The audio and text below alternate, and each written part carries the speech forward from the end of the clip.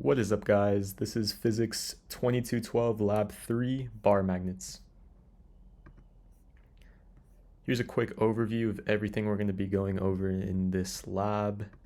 And starting it off with our introduction, the purpose is to examine magnetic fields and understand their properties, to observe how distance affects magnetic field strength, and to use the Biot-Savart law to determine the magnetic moment of a bar magnet based on its distance dependence. And some fundamental laws we're going to be incorporating are simulating a magnetic dipole with a bar magnet.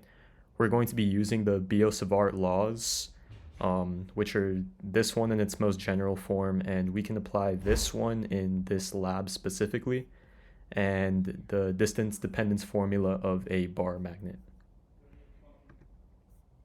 Here's our procedure. Part one was finding exactly where the magnetometer chip in my phone was, and I would usually have videos showing this, but I actually had to use my phone to do this, so I couldn't. But basically, you line up your phone on a ruler and find exactly where there's no changes as you bring the magnet closer to your phone in the y direction. So it's like in this corner somewhere, and then you mark the tape where it is in this direction, then you tilt your phone and do the same thing in this orientation. And it was something similar to this. It was in the top left corner of my phone. And part two was measuring the magnetic field. So at certain distances, I measured where it was 100 microteslas and 70 and 120 different values, and I recorded them all. And some observations: when the magnetometer is far away from the magnet, it measures a near zero magnetic field in the x direction.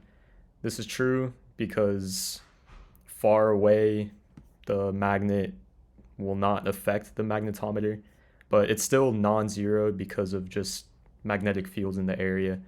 And as the magnetometer moves close to the magnet, the measured x component of the magnetic field decreases. It's obviously false, because as the magnet gets closer to the magnetometer, the magnetic field increases.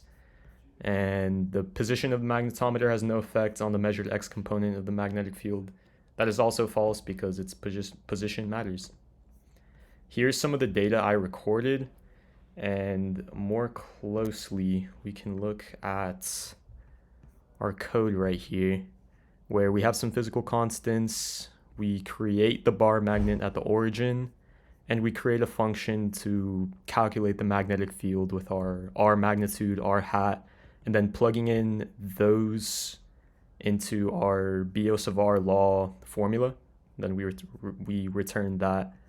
And this code is just using the formula to create vectors in the perpendicular plane and the parallel plane, which we can see here.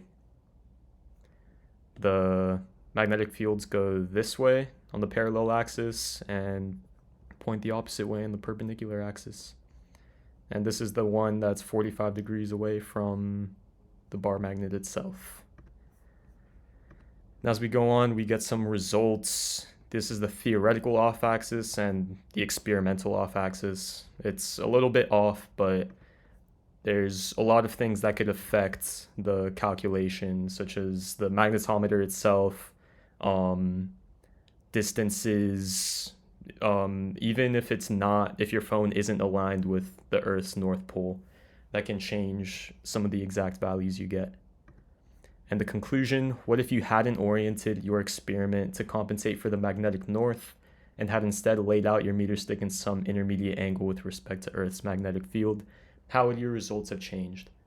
So that would just give us different basic values, like without bringing in a magnet, in our x and y direction, because we want to orient our phone to be level with the magnetic north, so there's not uneven magnetic field lines interfering with our experiment.